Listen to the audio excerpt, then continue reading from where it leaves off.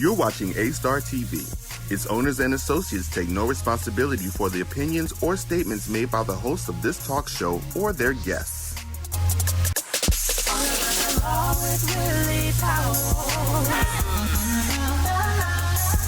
The law with Willie Powells. The law with Willie Powells. The law with Willie Powells. The law with Willie Powells. Welcome to All About the Law. And here's your host, Willie Powells. Hello and welcome to the show, everybody. I'm your host, Attorney Willie Powells. We have a great show for you tonight. We are talking about the upcoming legislation session and some of the bills that will directly impact you as Texans. Lawmakers are already predicting this to be one of the toughest sessions ever. State lawmakers will tackle everything from abortion to redistricting. Damien Jones, chair of the Urban Justice and Equity PAC, a nonpartisan political action committee, will be here to discuss what we can expect, particularly bills that will impact Black and brown Texans. And later, we'll have a gun expert. In fact, he is a member of SWAT, here to discuss what the new presidential administration is looking at when it comes to gun laws and why so many of us are rushing to buy firearms before the end of 2020. So stick with us. More All About the Law is next. Stay right there. Don't go anywhere. We'll be back with more All About the Law. All about the law with Willie Powells. Have you been injured in an 18-wheeler accident, truck accident, car accident? Was someone texting and ran into the back of you, not paying attention? It doesn't matter what it is. Give me a call, Attorney Willie Powells. We'll fix it today. The number is 281-881-2457. Again, that number is 281-881-2457. We'll fix it today. Call Attorney Willie Powells. My prenatal promise is to make sure my baby is safe and healthy, because I know it is possible to acquire syphilis, HIV, or other STDs without knowing it. Getting tested is my very first chance to protect my baby. Doctors are required to give expectant mothers 3 separate tests for syphilis. If you're pregnant, ask your doctor if you're being tested properly for syphilis and other STDs. Congenital syphilis can lead to a miscarriage, stillbirth, or an infant death. Don't risk your baby's health. To find out more, visit myprenatalpromise.com. With Willie Powells. The law with Willie Powells. Welcome back to All About the Law with Willie Powells. I'm your host, Willie Powells. I am so honored to have my next guest on the show. He is a seasoned political strategist, U.S. Air Force veteran, and chair of the Urban Justice and Equity PAC. Welcome to All About the Law, Damien Jones. Hey, Willie, how are you? Oh, I'm doing fine. And yourself? I'm doing well. So honored and so blessed to be with you on this wonderful broadcast. And I'm excited to talk about the important issues facing folks across this country and in the state of Texas. Wow, that is wonderful. And I tell you what, we've got quite a bit to talk about. So let's jump right in, right? Sure. We know the 87th Texas legislator won't quite gavel in until January. But the state lawmakers are already saying this is going to be a really busy one over the next 40 days. What do you think about that? Listen, there are a lot of challenges, Willie, facing the 181 members of the Texas legislature when it's gavelled in January. Number one, you're going to have a new speaker. The previous speaker, Dennis Bonnen, had a little scandal and they removed him. And so now Dan Phelan will be the new speaker going into. So a lot of relationships, a lot of things to build amongst each other as well. And then also you have to think about the impact of the COVID-19 pandemic in how it affects those lawmakers who love to connect with one another, who love to talk face to face. When you talk about the process of sausage making, when it comes to making bills and laws, and they love to talk with one another and connect and slap each other on the back. But now because of COVID-19, there will be partitions put up, plastic partitions. Folks have to stay 6 feet away from one another. Yeah. I'm hearing some folks may even have to vote in different rooms. Oh, wow. So there are a lot of adjustments and a lot of changes that they have to make on top of the important part, which is lawmaking in the bills and going through committee and all those different type of things. Yeah, I'm sure it's going to be quite the interesting little factory down there for probably the first few weeks until everybody can get into the groove of figuring out how the new way things are going to be done, and down in the House, to get those laws passed. Well, absolutely. Talking about laws getting passed, everybody wants to know about the House Bill 88.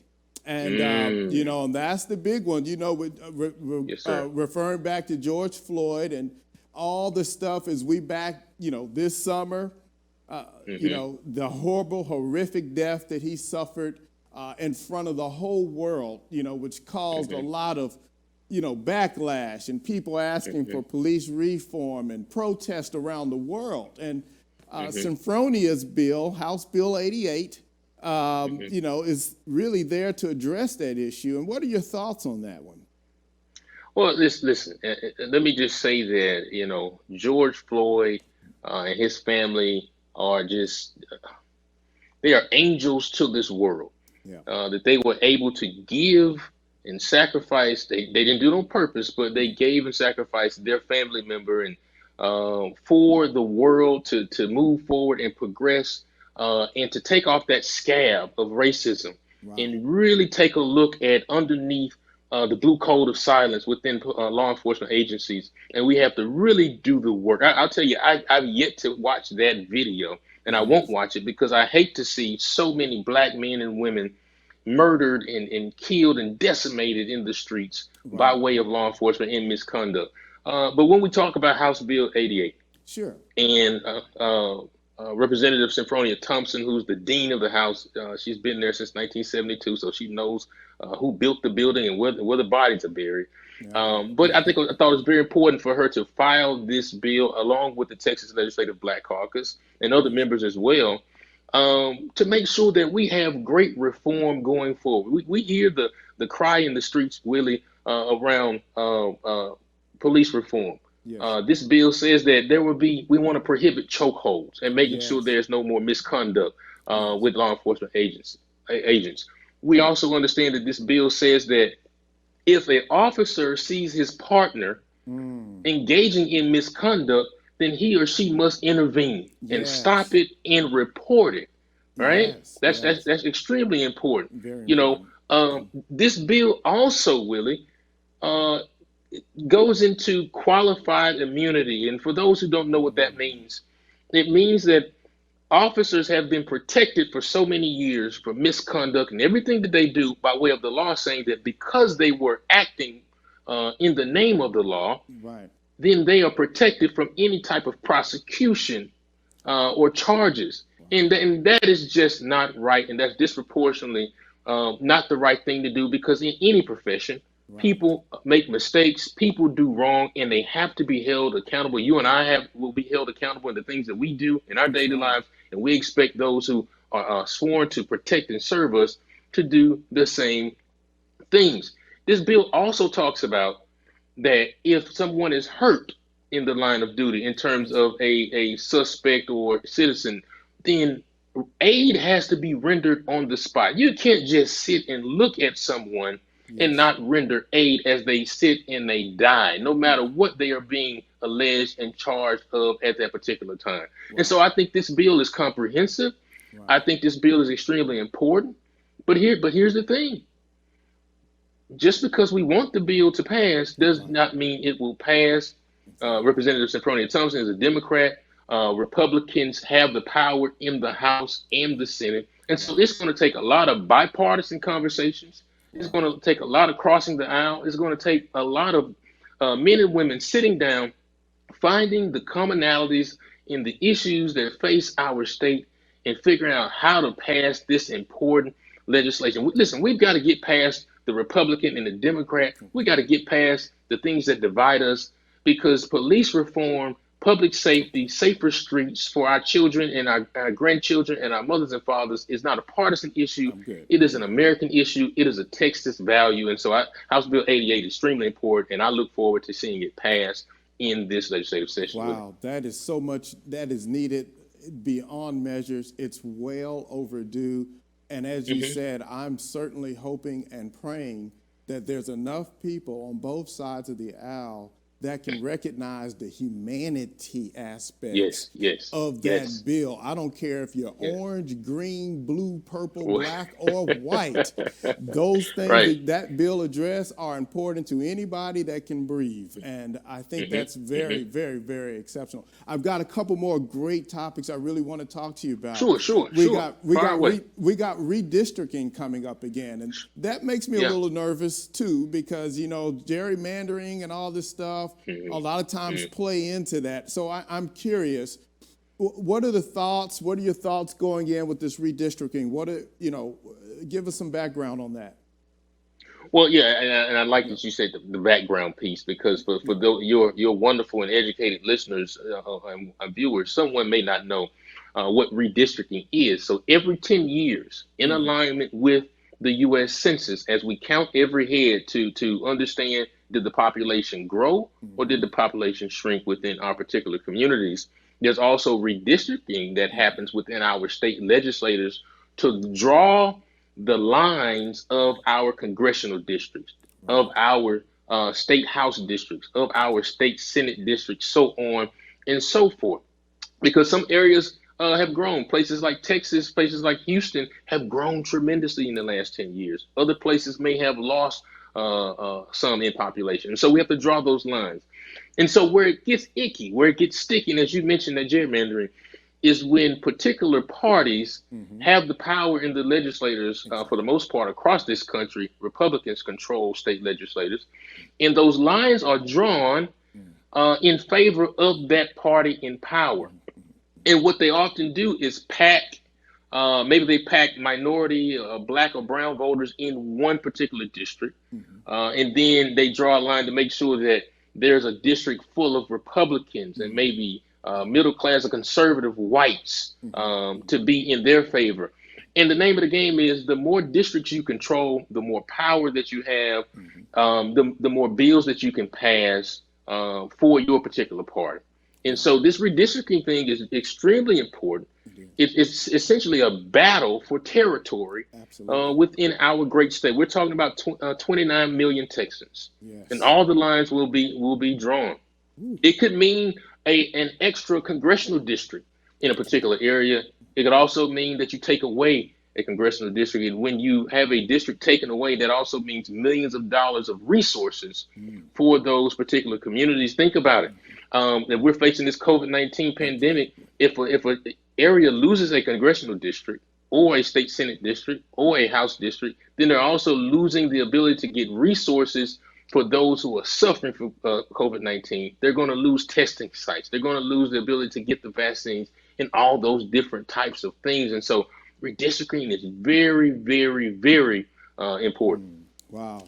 Thank you for educating everybody on that topic. It's so important that we know and that we get out and vote, but it's also important that how these lines are drawn. It can make a major impact. And the more we understand that, the more all of the citizens understand that, they can get out and understand that every vote is important, okay?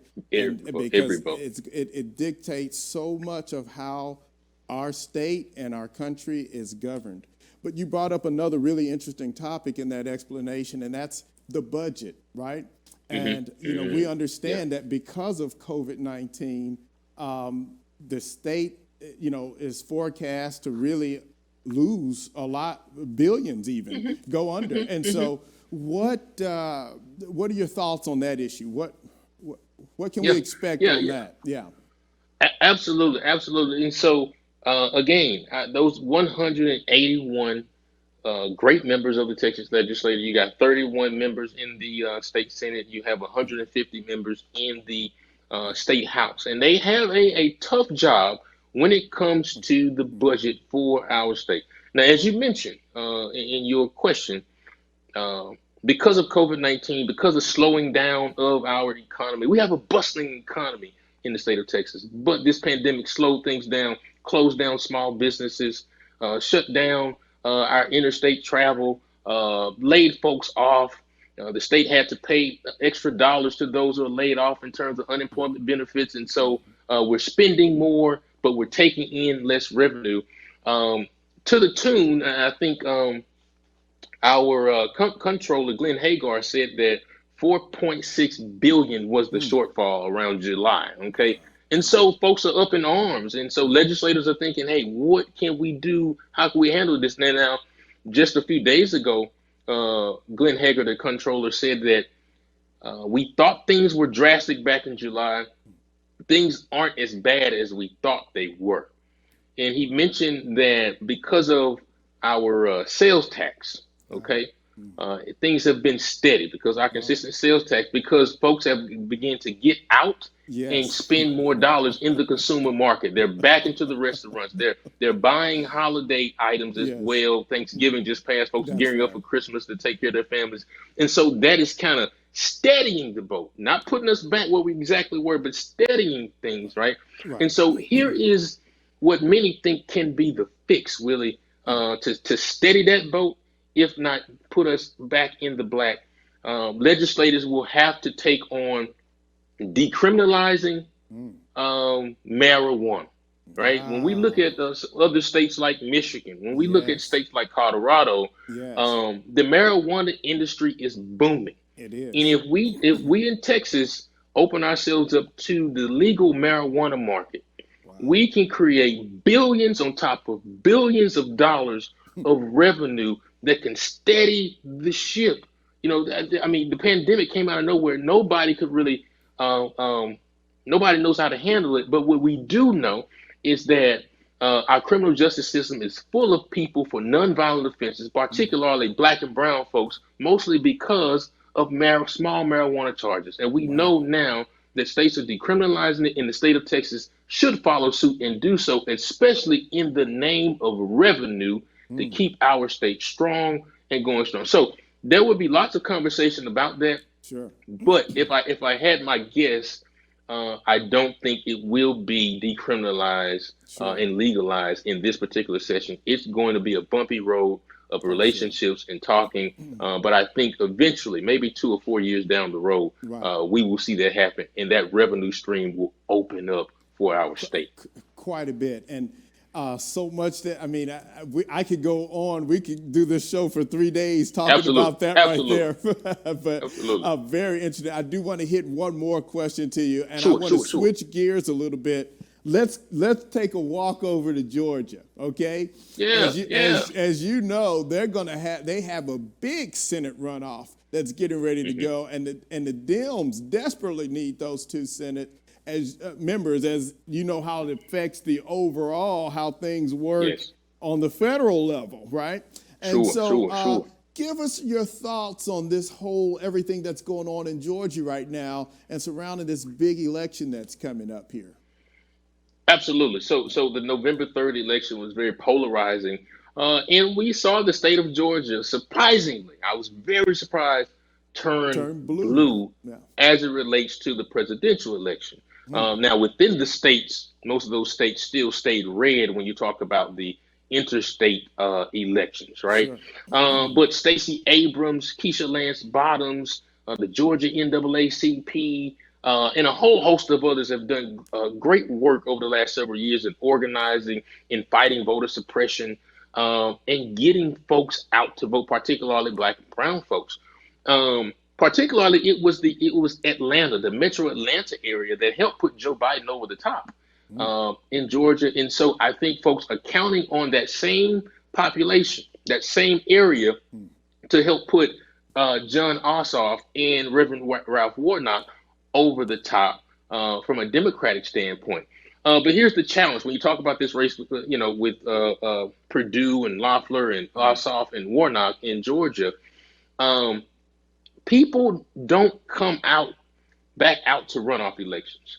The turnout is always lower in runoff elections, right? And so we're still talking about a global pandemic. We're still talking about people coming out of the holiday season. And particularly, these candidates, if I can be frank, are not extremely popular and exciting to just make you want to just come out and vote for them. Ossoff has lost in an election several years ago. And so if I had my druthers, and just to make a quick prediction, I think that Republicans will hold strong. I think Republicans will turn out and protect their interests. And I believe that the Republicans will hold those Senate seats in the state of Georgia. I mean, because Donald Trump is no longer on the ballot. He was the carrot that brought folks out in droves in November 3rd. Now it's just Loeffler, Warnock, Perdue, Ossoff.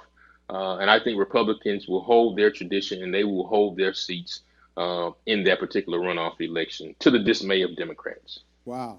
Well, let's see how it all plays out. I know it's gaining a lot of energy and a lot of attention. Mm-hmm. A lot of people are talking about it. And, you know, it's one of those things where you have to just kind of let's sit back and see, just like, you know, let's see what happens. Yeah, let's see what happens. Like they say, they still got to play the game, right? Absolutely. Listen. It's just, you know, I played football growing up, and my dad always told me it's always 4 quarters in the game. So you don't win the game in the first and second quarter. You play it all the way through. So we, you know, pundits like myself and others, we're always wrong. I thought Donald Trump would win. Yeah. Hey, but we're always wrong. And so let's see what happens. That's wonderful. And thank you so much for joining us today, Damien Jones. Absolutely. Your expertise is outstanding. And I want to definitely wish you well as you're going around doing what you're doing. You're helping to educate people on the facts. We need more of people like you out there so people have a better understanding of how this democracy works, how it's set up, and how it needs to work. So I just wanted to extend a great thanks to you. Thanks for being on All About the Law with Willie Powells. And how can people find you on your podcast? You can visit my website, IamDamienJones.com, and you can find all the information on how to contact me if you want me to come speak, or if you want to watch my podcast, I'll be happy to connect with you. But IamDamienJones.com. But I really appreciate you having me today, Willie. Oh, wonderful. Thanks for coming again. And with that, we'll be safe and we'll be in touch, okay? Up next, gun sales in the U.S. and Texas have shattered the records this year. When we come back, we're looking at upcoming laws involving gun ownership, and we're going to look at safety, you know, with one of the members of HPD SWAT team. More All About the Law right after this.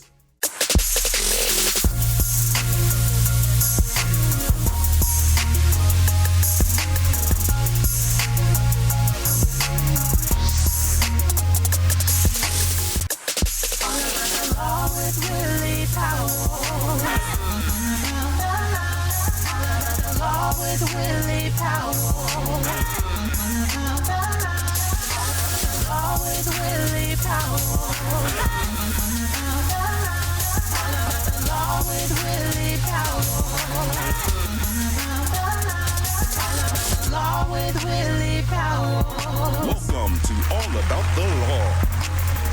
And here's your host, Willie Powell. My prenatal promise is to make sure my baby is safe and healthy, because I know it is possible to acquire syphilis, HIV, or other STDs without knowing it. Getting tested is my very first chance to protect my baby. Doctors are required to give expectant mothers 3 separate tests for syphilis. If you're pregnant, ask your doctor if you're being tested properly for syphilis and other STDs. Congenital syphilis can lead to a miscarriage, stillbirth, or an infant death. Don't risk your baby's health. To find out more, visit myprenatalpromise.com. If you would like to submit your video for Sue or Sit Your Ass Down, just head over to our Instagram page at All About the Law Show and click on the link in the bio.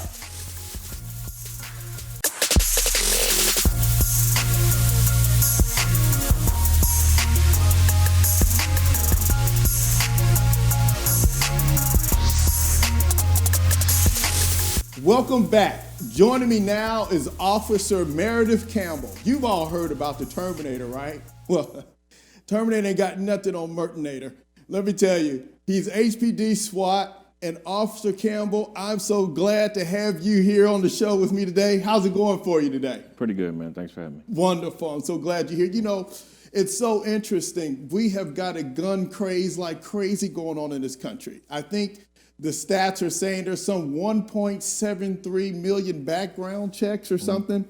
And that hasn't been that high since 1993, since the FBI started, looking into that kind of stuff. What do you attribute all of a sudden people getting background checks and all this so they can own guns?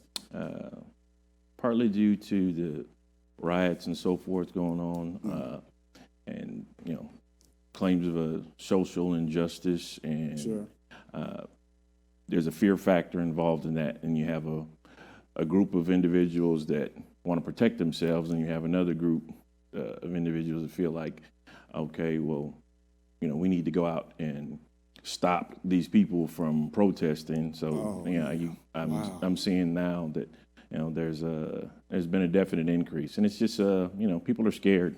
Right. Yeah. There's been a lot of that going on, and we really want to see things de-escalate because we don't want people to get hurt out there. No, we don't. And one of the interesting things that keeps coming up is everybody has a right to own a gun, provided you do pass the background checks.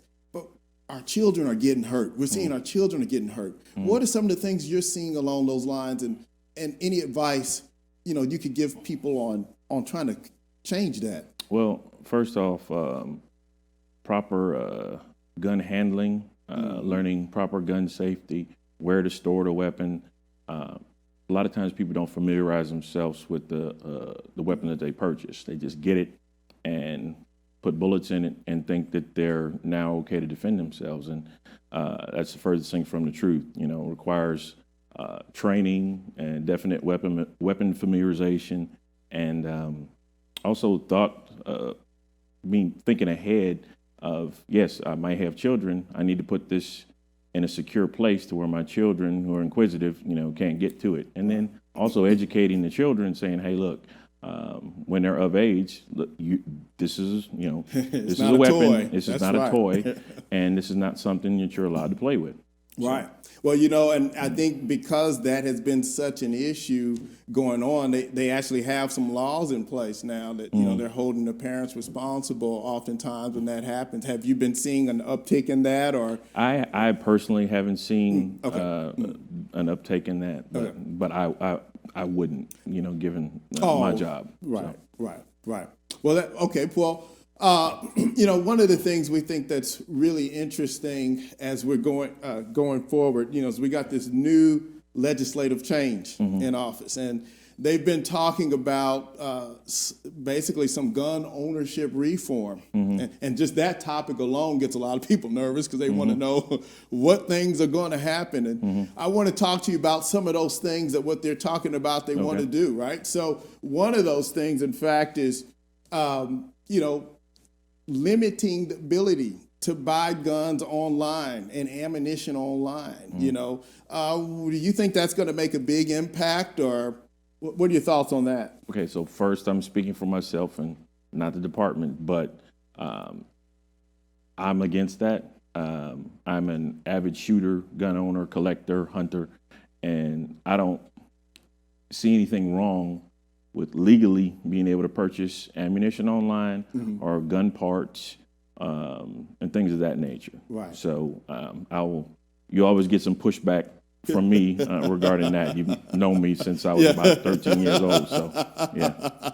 Right. And a lot of that, it goes back to responsibility and what you're taught and trained and as you grow up. And you're absolutely right. We grew up around guns, and, we're here today. And a lot of that starts with the homekeeping. A lot of people, they skip over that part. Absolutely. Absolutely. But it is very important. Now, but some of the other issues they've talked about, and these are ideas from the Biden campaign, stockpiling, the number of weapons you can buy and the length, how many you can get per month. Again, what do you think about, or thoughts about that? So, again, I'm totally against that. Like I said, I collect guns. And it's okay, I went from buying G.I. Joe as a kid to, as an adult, being a big kid, still buying guns. And as there's nothing wrong with responsible gun owners purchasing weapons.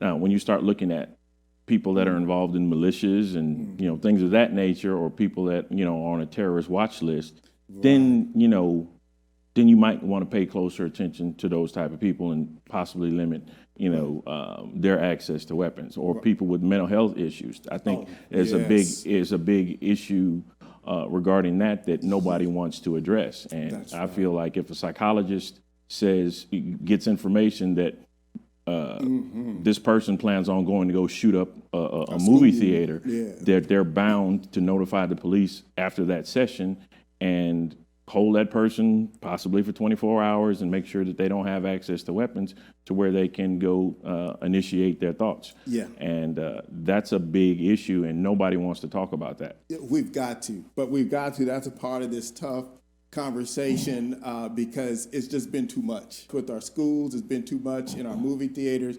I don't have any kids yet, but at some point, they're going to be in schools, and you want them to be safe and come back home. Or Correct. If you go to the movie, you don't want a crazy somewhere in the back, acting like the guy on the screen, but with a real gun. So we've got you hit on a huge topic, and we really do. We need to get some more mental steps into this process to help checks and balances to keep, the wrong people from the guns being in, it's not the guns, it's the people. And we need to make sure that those people are in check. Other than the mental checks that we talk about or doctor reports and stuff like this, what suggestions do you think would help keep the guns out of the wrong people's hands that, again, keeps popping up here and there and hurting a lot of innocent people? More extensive background checks. More detailed.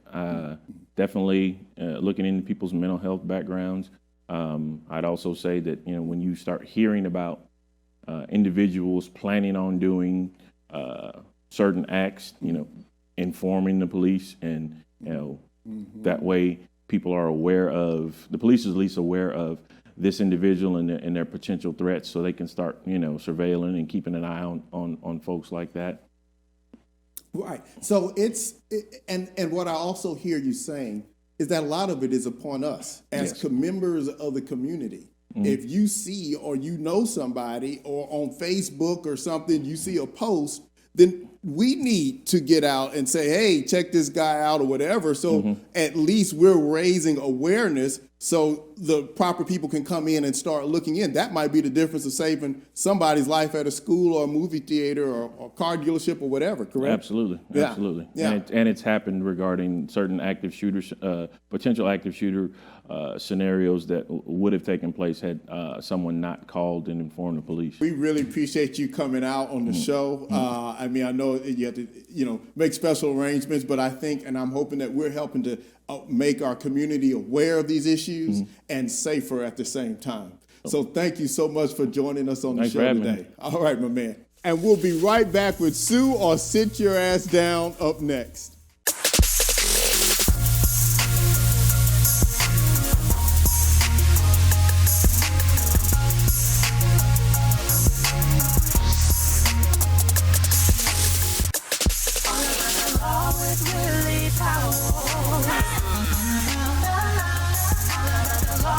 Willie Powells. Always Willie Powells. Always Willie Powells. Always Willie Powells. Welcome to All About the Law. And here's your host, Willie Powell. My prenatal promise is to make sure my baby is safe and healthy, because I know it is possible to acquire syphilis, HIV, or other STDs without knowing it. Getting tested is my very first chance to protect my baby. Doctors are required to give expectant mothers 3 separate tests for syphilis. If you're pregnant, ask your doctor if you're being tested properly for syphilis and other STDs. Congenital syphilis can lead to a miscarriage, stillbirth, or an infant death. Don't risk your baby's health. To find out more, visit myprenatalpromise.com. If you would like to submit your video for Sue or Sit Your Ass Down, just head over to our Instagram page at All About the Law Show and click on the link in the bio.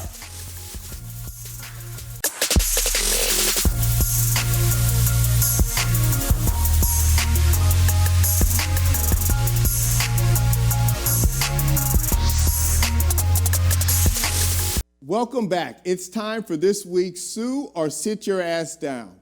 This one is via email, and it's from Amber. Dear Attorney Powells, I am too ashamed to come on camera. I want to sue my hairdresser for the horrible job she did. My hair is now all falling out. She convinced me to try this new product, and whatever was in it caused my hair to fall out. She refuses to take any actions and says it's not her fault, it's mine because I don't take care of my hair. Can I sue her for damages or do I sit my ass down? Wow.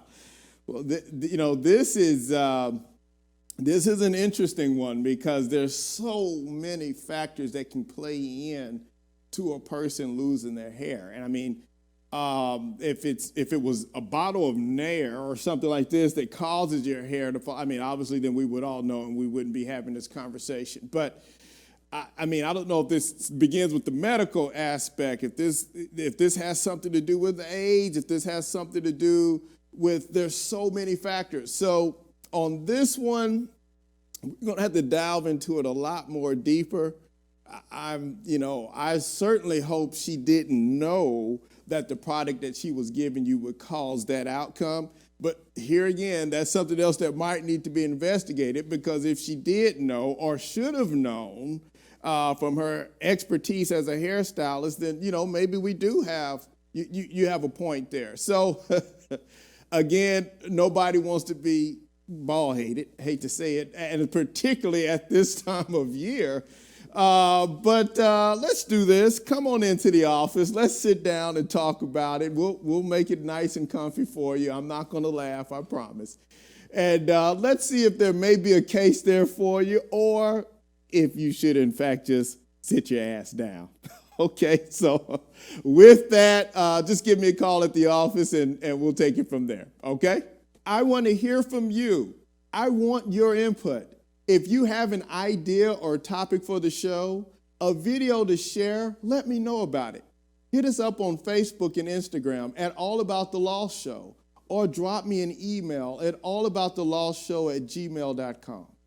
Also, if you ever need me for legal advice, or if you've been involved in an accident or a loved one's been involved in an accident, head over to williepowellslawfirm.com or give me a call at 281-881-2457. Again, that's 281-881-2457. Before I get out of here, I want to thank our guests today, Damien Jones and Officer Meredith Campbell with the Houston Police Department SWAT team. Thank you so much for joining us. And now I want to leave everybody with this final thought. Looks can be deceiving. Look at a tree in the winter. It can be deceiving. The tree has no colorful foliage, flowers, or fruit to show for its existence. But what we know about trees is that in the spring, they reserve all their energy, all the stuff that it takes to create that foliage and fruit. So it won't die in the winter. The tree knows that seasons will change. And in the spring, sunshine and rain will be plentiful. And so the tree will also be able to photosynthesize and work smarter to extend its life and legacy. Even though in the winter, that same tree may look very, very, very, very dead. But in fact, it's still very, very, very alive on the inside. How are you preparing yourself for the winter seasons of life? Some of the wise ones among us know exactly what they're doing. They may not be very decadent or extravagant as others right now, but they will burst forth with new life and beauty when the season changes. Make sure you're like that good tree. In the bountiful times and the good times, store up your resources. So when times like this, COVID-19 times, and the actual winter time comes along, you'll be like that good tree. Yeah, you may not look like you're flashy on the outside, but on the inside, you're very, very, very much alive. And of course, in the spring, we'll get to see all the beauty that you have on the inside. With that, thank you so much for joining us this week on All About the Law. And be sure to tune back in. We'll see you next time.